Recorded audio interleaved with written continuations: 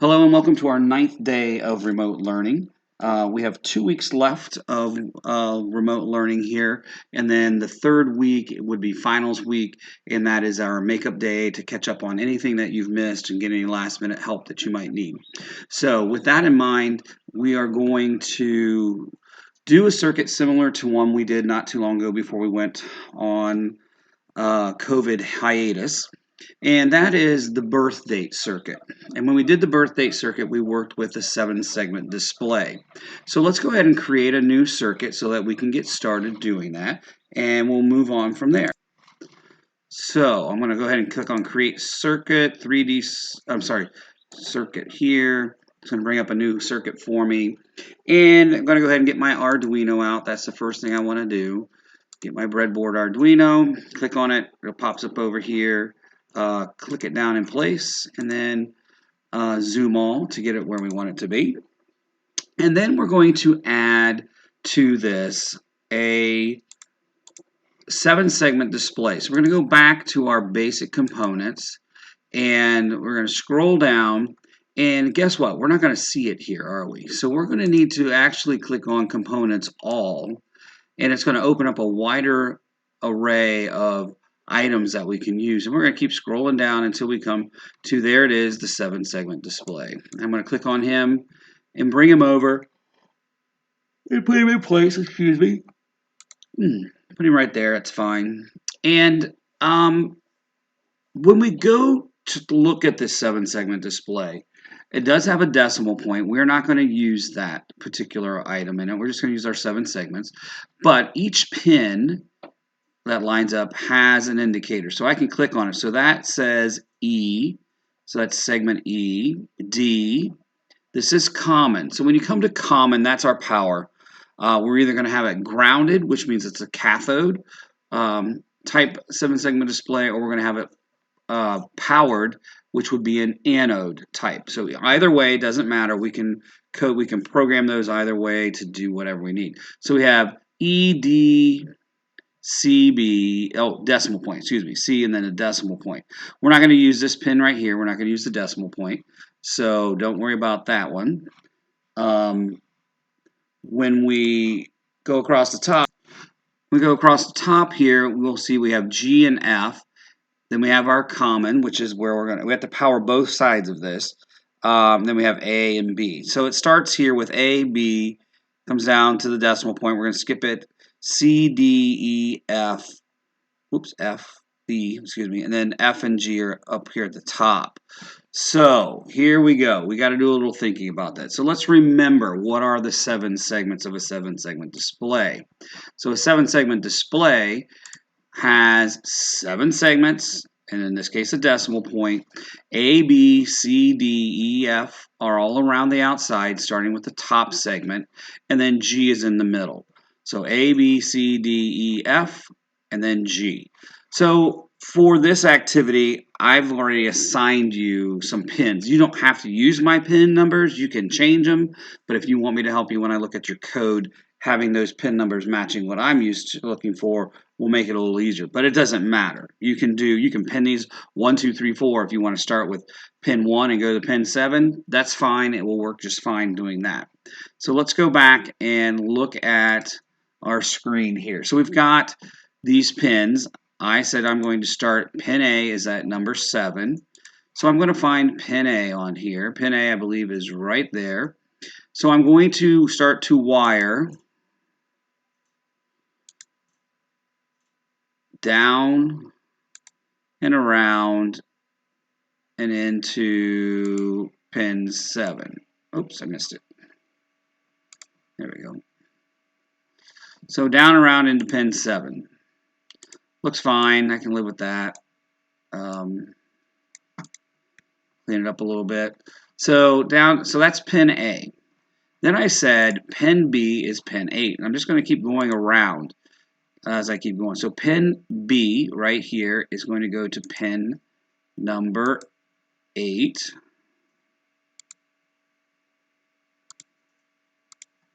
All right. And I'm just going to randomly change these colors so that I know they're different. It doesn't matter what they are. Next one we're going to go to is pin C is going to be pin number 9, or segment C is going to be pin number 9. So pin number 9 here is going to come up and going to go over here and plug into this one because that is pin C. It's hard to see with my mouse. There we go. That's pin C. I'll make it a new color. I'll make it blue. Pin 10 then is going to go to segment D. Segment D is not here. Segment D is actually here. So actually I can just come straight up. And that's segment D. And right beside it, segment E. That's going to be pin 11. So that made those a little easier. Oops, I didn't change these colors. Let's do brown. And for this guy, lost it. Let's try it again. For this guy, we'll make him turquoise. No, we don't want to do turquoise. Let's make him red. I'd like to avoid red. Red means power, so I don't want to do that. Let's do, we did orange. We haven't done yellow. We'll make it yellow.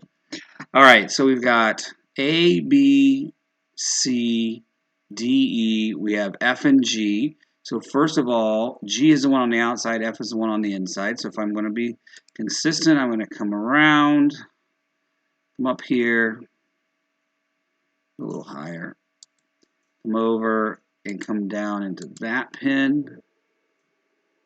And I'll make it a different color. This one I can make, I already did yellow. Let's do purple. We've not done purple yet. And G is our last one. It's going to be pin 13. I'll come up, come around here. Oops. That did not work right. Let's escape. Let's click on, I'm going to click on, there we go. Delete him. Let's try that again. Come up, bring him through, over, and pin him right there. And, let's see, what color have we not used yet? Pink. Yeah, let's do pink. There we go. That looks nice. Maybe, maybe not. It doesn't really matter. All right, so we've got some different colorings there. So we know each one's going to a different pin, just for something to look at. So, cool. Now, the other thing we need to do is we need to either power this thing up or ground it. So I'm actually, because my power, my common is right here and there's one up here, I'm going to actually move my blue pin. I'm going to actually bring it down here so I can see the pin openings. There we go. Now I can see these pin openings here. So it depends upon which way I want to go, how much I want to use it, or which one I want to use. So let's see. I'm going to go ahead and put a resistor over here. So I'm going to go back up to the top, grab my resistors, and I'm going to make this a cathode, a common cathode style LED or 7-segment display. And I'm going to have, instead of having 100 kilo ohms, I'm just going to make 1 kilo ohm, I'm going to make 100 ohms. That should be fine. And I'll do the same thing down here on the bottom. Again, I'm going to cathode, which means I'm grounding it. And again, change it to 100 ohms. And the last thing I want to do is click on my 7-segment display. And what I forgot to do at the very beginning was to tell it what kind of display it is. And this current one is an anode. I want it to be a cathode, so I'm going to switch it over because I'm grounding everything there. So what that means is everything then now that I'm sending signal through is going to be high to be on. If it was an anode, it would have to be low to be on. And that's a little confusing because we're used to telling things to be a high signal to turn them on. So let's talk about coding this. All right, we're going to code this. I'm going to pause from this one, and I'm going to bring over my other screen so you can see this. Here's one I've got done already. And if I start the simulation, it's going to power up the different lights. 1, 2, 3. All right, you can see the idea. You get the idea here what it's doing. It's counting. All right, so it can count all the way up. If we wanted it to, it can count down. We can whatever we want to do with that. So I'm going to pause that. Now, I have not yet. I was going to create this birth date, 5/27/1934. So while we're sitting here in this moment, let's go ahead and do a couple things. Well, first of all, let's give this thing a name. You're going to name it your initials, birth date. You're going to add this note, this annotation right here that says that. And then your other annotation that you have to have on here is one that tells me what is the date I'm supposed to really see so that I'm seeing the right one. So I've got 5/05 for May dash 27 dash 1934. So made that date up. I'm clearly not born in 1934. Well, I hope you think that or know that. So let's go back to our original circuit here and let's talk about codes. So we're going to get rid of the generic blink circuit that they give us. And it's pretty simple how to do this. Excuse me. Pretty simple how to do this. You need to turn on and turn off LEDs. So in order to do that, the different segments, we need to bring over some set pin numbers to different variables. So we're going to bring over how many of them do you think? How about 7, since there are 7 segments? 1, 2, 3, 4, 5, 6, and 7. All right, so I've got 7 of them. I'm starting at pin number 7, so I'm going to go set pin number 7, 8, 9, 10, 11, 12, and lastly number 13. So there they all are. Right now, I've got them all set to high. If I start my simulation, guess what? All of my LEDs should light up, and they do, and they give me the number 8. So I have a number 8 right there. So that's great. I have number 8. That's not my birth date. It's not the first number that I want. So again, I go back now, and I can look at this, and if I want it to be a certain number, I need to make sure that the pins that make the number are the ones that are turned on or set to high. So you're going to use this chart. It is in Google Classroom. Do print it out. You'll probably need it, or set it to, if you have 2 monitors, put it on one side so you can see it, because I'm not going to keep it up there. So I said on my date it was 05 was my starting one. So I need to make 5. So 5 comes across the top, down the side, comes around like this. So it's going to be letter A will be high, which is pin 7. Unfortunately, we can't, in block coding, assign a pin letter to this. It only works on pin numbers. If we go back into text mode, we could assign an integer or a variable that equals each of these pins. So we could say A equals pin 7, etc., things like that. But we don't have that ability at the moment. So what we need to do is, with this, we need to quickly go through. So A is on, B is off, C would be on, D would be on, E would be off. So E is pin number 11, would be off, and G would be off, which is pin 13. So now if I start my simulation, I should get the number 5. Oh, nope, G doesn't need to be on. My mistake. G needs to be on. So if I start my simulation, there's a 5. So now when you do it, you're going to do the month as 05. I'm just doing this quickly here to give you an example. So there's the first number. I want a wait command in here because I want it to pause for just a second before it goes to the next number. So I'm just going to say 0.5 seconds. And then it's going to go back and it'll do the next number. So here's how it works nicely. Oops, sorry. Nicely for you guys to make life a little easier. Right click on this grouping right now, duplicate it, and put it over here on the side. And what we're going to do is, this is our base one. We'll duplicate it each time when we go to add a next one on here. But right now, we're looking at, that's the number 5. So probably I should just set these all back to high as my starting point. That way I've got it the way I need it. And I'm going to right click on it and duplicate this grouping and place it under here. And this time, I only want the dash. And if you remember, the dash is going to be only one LED, and it's that middle LED. And that middle LED is pin number 13. Whoops. And pin number 13 will be our high, and everybody else will be low.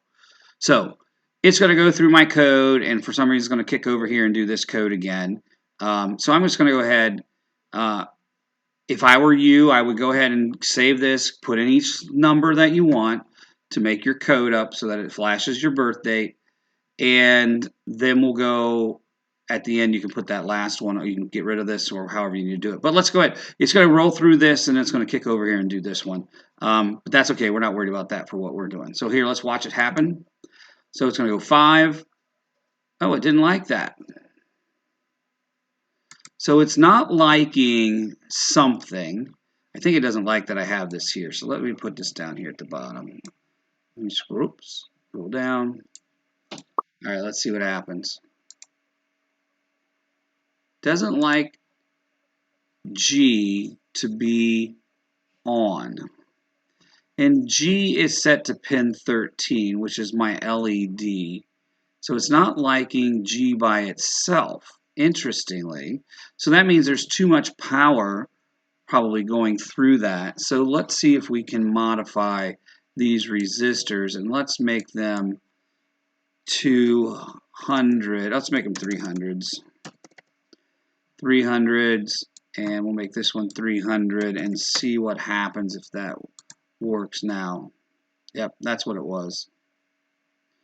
So right now the simulation is going a little too fast, so I'm going to actually make these 1-second pauses. Sorry about that on the simulation. I didn't have that on when I did my other one, but I didn't put the dash in, so I didn't know that. So now I'll run it. 5 dash 0. Actually, is that a 0? Or is that the 8? That should be 8. That was an 8. You may need to have it stay a little longer than a second, but your goal then is ultimately to create your birthday by repeating this process through the different numbers. And again, I'm going to put a notation in here.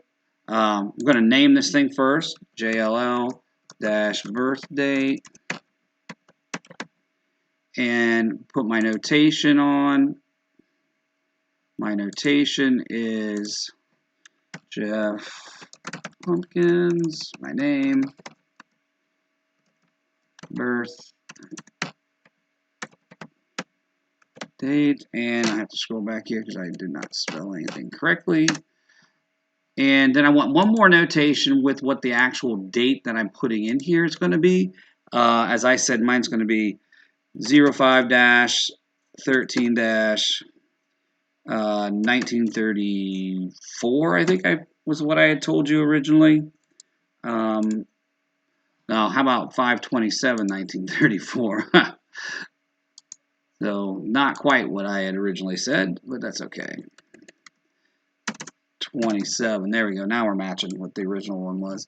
So I would need to start out with a 0, and remember with a 0, when you go to put that on there, just so you remember, a 0. I can now in this situation I can copy this last set of these guys, and I'm actually going to put that. Oops, I set that down. I'm going to drag that set up to the top here and put it in place. My mouse sometimes irritates me and does its own thing. And when we do this one for a 0, the only one that's off is that one. So now ours is 0, 5 dash, that has 8. It should be 27, but you get the idea. 0, 5, I could go down and make that a 2, but you get the idea. So this is how you're going to code it. Not a lot to it. We're not using circuits. We're just letting the Arduino do it. So it is a large bit of code here. If you want to see what it looks like in text, you can do block and text, and you can see we have the different pins that we're using, being pin mode 7 is an output all the way through. These are our different numbers. This one is a 0. This one is 5. This is the dash, and then it comes back and it puts an 8 in. So that's part way done. So this is your birthday that you're going to combination you're going to put in. It's going to be a fairly long set of codes, but it's just copying one set, the last set of them, and changing them to the values that make the correct number that you need. All right, wish you luck. We'll see you. Have 3 classes left, and when we're done, it'll be summer and it'll be great because we'll be looking forward to seeing each other next year. All right, have a good night or good day, and we'll talk to you later.